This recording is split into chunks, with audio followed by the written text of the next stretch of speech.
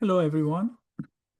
Today, I'm going to go over some algebraic expressions that we can simplify. Uh, so let's go here to the yeah. Okay, so expansion of difference of two squares or two cubes or any power of x and y, for example.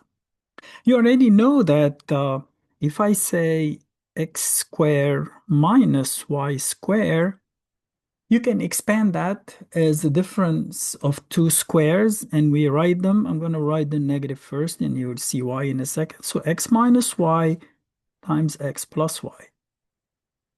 Okay. Most of you, if not all, know how to subtract the cubes of two variables. So x cubed minus y cubed. The reason I wrote this first is that no matter how high these powers are, the first term is always going to be x squared, x minus y. Okay? Now, this is a power of 3. We divided by a power of 1. So the next term, the first term becomes x squared.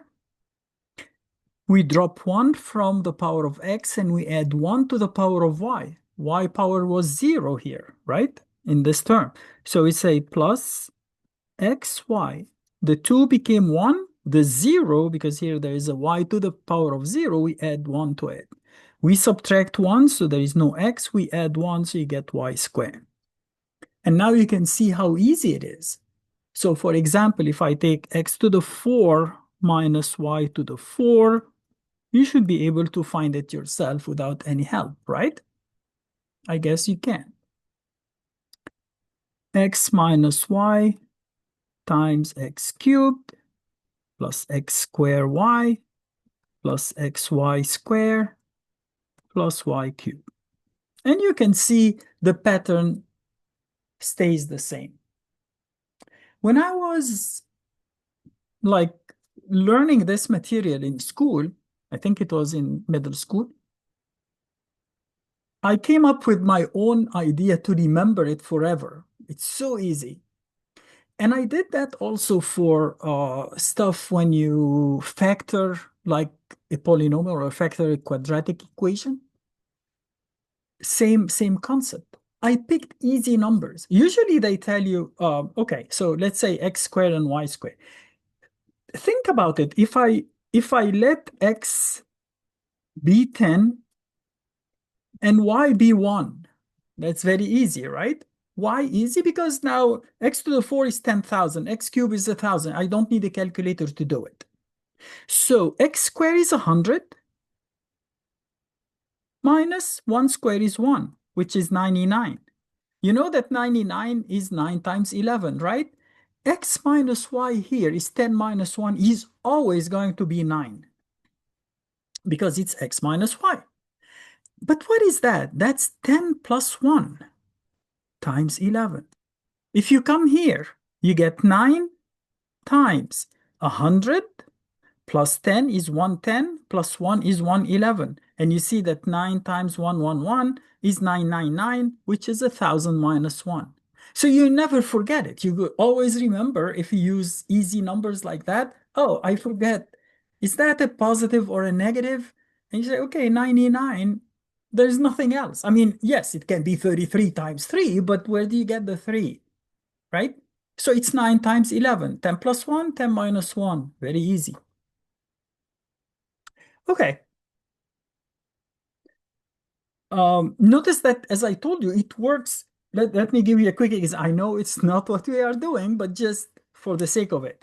Let's say I have an equation that says x squared, or let's make it 2x squared minus 5x.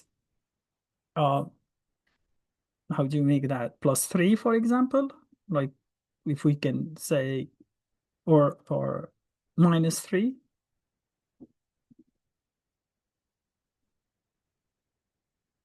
Yeah. So when you try to factor that, suppose you came up with a factor, we know that one term has 2x, one bracket, and the other bracket has x. You want two numbers. Now, 1 and 3, but one of them is positive, one of them is negative. So I know if I multiply 2x by negative 3, I get negative 6x. And if I add 1, I get negative 5x. So that's how, suppose I did it, or I made an error. I make that a negative and that's a positive. If you use my method, which is x equals 10, that is a 200 minus 50 is 150 minus 3 is 147. We know that this number 147, you can check. You can say, for example, is divisible by 7 because 14 over 7 is 2. So this is 21 times 7. Oh, 2 times x is 20 plus 1 is 21. 10 minus 3 is 7. So I checked my answer very quickly. Even if you didn't see it in the beginning, you say, okay, maybe it's something else like 49 times 3. 49, I cannot get 49. The maximum I can get is like 20 something, right? So you say, okay, so what else? And you can check your answer very quickly. If I switch those, I would have gotten 13 times 19, which is not 147. So I know I made an error. Again, this is beside the point.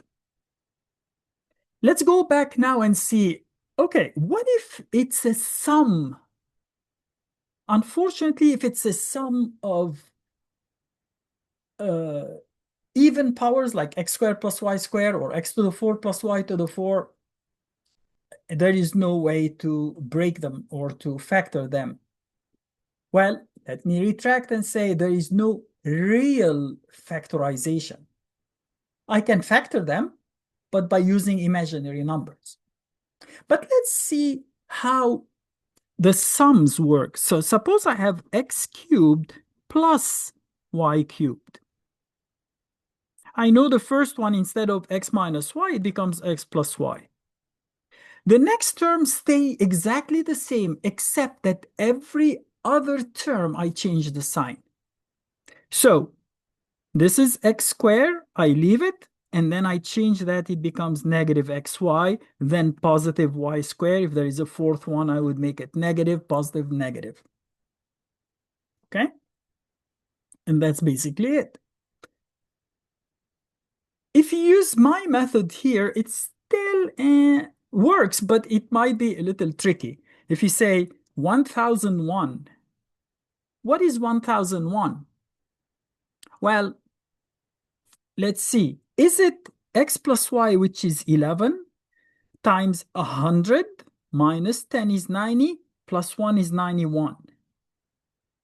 91, 91, 1, 0, 10, 1001. Yes, it is. So you see, you can check it very quickly and see, even with a calculator, and you can see that, oh, yeah, left-hand side equals right-hand side. One last one before I move to the sum of even powers. So x to the 5th plus y to the 5th, x plus y times x to the 4 minus x cubed y plus x squared y squared minus xy cubed plus y to the 4. Notice it has to be symmetric for the x and y, because I can rewrite this as y to the 5th plus x to the 5th.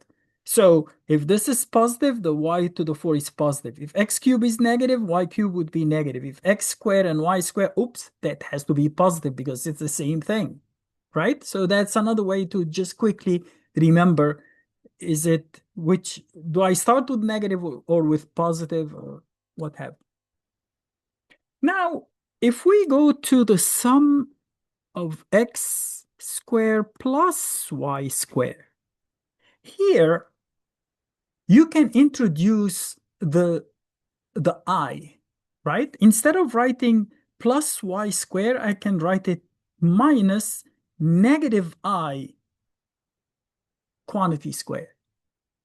So basically, you can, instead of y, use iy here. So x minus iy times x plus iy. Again, if it's x to the 4 plus y to the 4, which I doubt, why would you like to decompose that? But you can still write it as x squared minus iy squared times x squared plus iy squared. But You will not encounter these, but it's nice to know that if the power is odd, you can do it using almost the same method, except that you switch the sign of every other term. Um, of course, this is different from saying I think we already did that when we did the Pascal triangle. Do I have the Pascal triangle here, or did I throw the paper? Don't see it, but uh, we can construct it. Oh, here it is. Yeah, we already did. Notice the difference between x to the fifth plus y to the fifth, or x minus y quantity to the fifth, or x plus y quantity. That's, of course, it's not the same. So here you use Pascal triangle. Here you don't need to use that, and you get the answer right away. Yeah, so I think we already covered there. We did the reciprocal 1 over 1 minus x, or 1 over 1 plus x, and their powers. Uh, I think that's enough for now. And maybe we'll find another topic. We go back to either algebra or calculus and try to find another topic that we can hope to simplify. Thanks for your time. As usual, I forgot to tell you last few sections, last few videos, that if you have any comments or if you have any questions or something wasn't clear, please drop me a line in the comment section and I will get back to you as soon as I can. Thanks and hope to see you soon.